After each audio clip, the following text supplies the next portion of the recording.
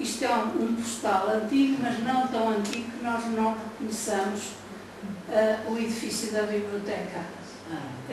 Portanto, vê-se muito bem em São Lázaro. E por dentro era assim. E era assim porquê? Porque logo na sua origem teve pessoas que também estiveram ligadas à Academia de Belas Artes. A Academia de Belas Artes, eu agora não vou entrar por aí, realmente há uma sequência que vem ainda de aulas de desenho de náutica, por aí adiante. É criada a Academia de Belas Artes, é criada a Academia Politécnica, onde hoje está a reitoria, que foi a Faculdade de Ciências. O que acontece é que os alunos da Academia de Belas Artes tinham algumas aulas na Faculdade de Ciências. Curiosamente, muitos anos mais tarde, a mim aconteceu isso. Eu tinha aulas nas Belas Artes e tinha algumas disciplinas que íamos a correr e vínhamos a correr à Faculdade de Ciências para ter algumas matérias. Isso foi uma coisa muito contestada desde o início. A dispersão, os alunos andarem de um sítio para o outro, tudo, mas com essa graça que passou um século, mais de um século, e as circunstâncias eram um bocadinho a mesma. Portanto, como era mesmo ao lado da Academia de Belas Artes, também era um sítio onde quer os professores, quer os alunos, depositavam peças que tinham muita dificuldade de desarrumar no outro sítio. Portanto, o espólio que hoje existe no Museu Soares Reis também vive bastante da proximidade e da intrusão que houve com a Academia de Belas Artes, depois Escola de Belas Artes, depois mais tarde Escola Superior de Belas Artes, hoje Faculdade de Belas Artes.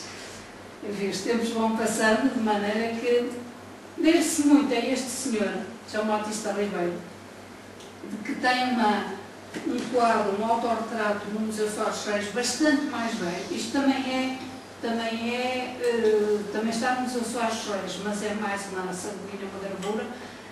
Mas há um quadro que está na segunda sala, quando se entra, no primeiro andar, em que se vê bastante mais velho.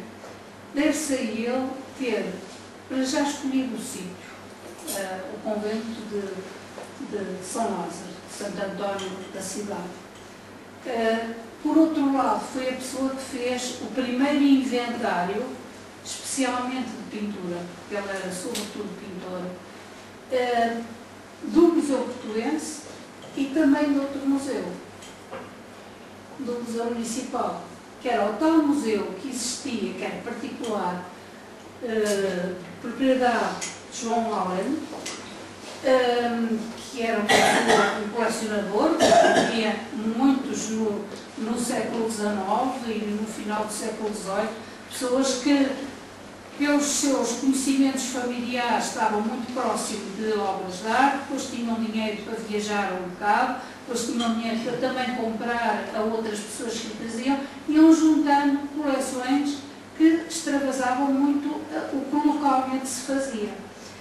Bem, como sempre, o que acontece é que estas coisas fazem com que as pessoas vão gastando dinheiro, mas não dão propriamente, não rendem dinheiro, e em dada altura as famílias estão com dificuldades, e então começou a haver o pedido de iam desfazer o museu, iam começar a vender as peças, e o município comprou a coleção Allen e passou a chamar-se Museu Municipal, que esteve ainda bastantes anos, portanto até 1905, na Rua da Restauração, ao cimo da Rua da Restauração.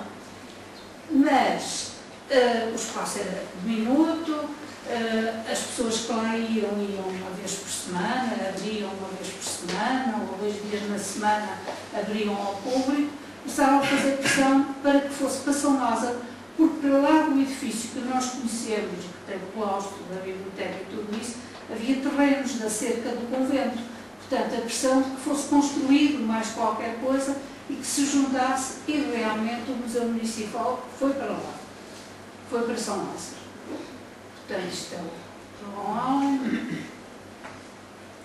que era cá está, Rua da Restauração, por Rua dos Carrancas. Portanto, há um cruzamento e por dentro era assim. esta forma de expor não é tão diferente daquela que expunham os próprios museus. E se depois quiserem ver este desdobrável, como disse há bocadinho, é do Museu da Arte Antiga, que resolveu, em dada altura, recriar o que eram as salas de exposições antigas, numa exposição. Era assim, claro que nós hoje imaginamos o que seria estar a olhar para aquela pintura lá de cima. Nunca mais, não se via nem por nós, nem se conseguia ver direito. Nós hoje estamos habituados a ver uma pintura de uma maneira que nós podemos olhar e ver os pormenores. Nesta época, o interessante era mostrar o que havia, era tê-lo de uma maneira que fosse, do ponto de vista de conservação, razoável, porque realmente é melhor estar assim do que estarem empilhadas num sítio qualquer, de maneira que pronto, era o melhor que era possível na época. Este é muito engraçado porque se vê atravessado de uma sala para outra, tem por cima do espaço em que se atravessa, tem uma outra porta lá adiante, era todo o espaço repleto de imagens. Bem, portanto, o Museu Municipal, que vem de 1850, passa para São Lázaro e ainda chegou a chamar-se o Novo Museu Portuense, também foi chamado Museu da Cidade, Museu da Municipalidade, mas o nome que vingou mais foi Museu Municipal. Deixa em 1905 a restauração e fica em 3032 é integrado no Museu Soares Reis. E há um decreto que diz que é integrada as duas coleções, a que vem do Museu Portuense e a que vem do Museu Municipal. Mas a forma de... Bem, e a juntar-se a isto temos que a tutela era da Escola de Belas Artes. Portanto, o diretor era nomeado pela Academia de Belas Artes, dependia dos departamentos onde dependia, portanto, a educação, eram dadas aulas e postas os trabalhos dos alunos e tudo lá no museu. Portanto, há muitas peças que vêm dessa via. Hoje, digamos que grosso modo é assim.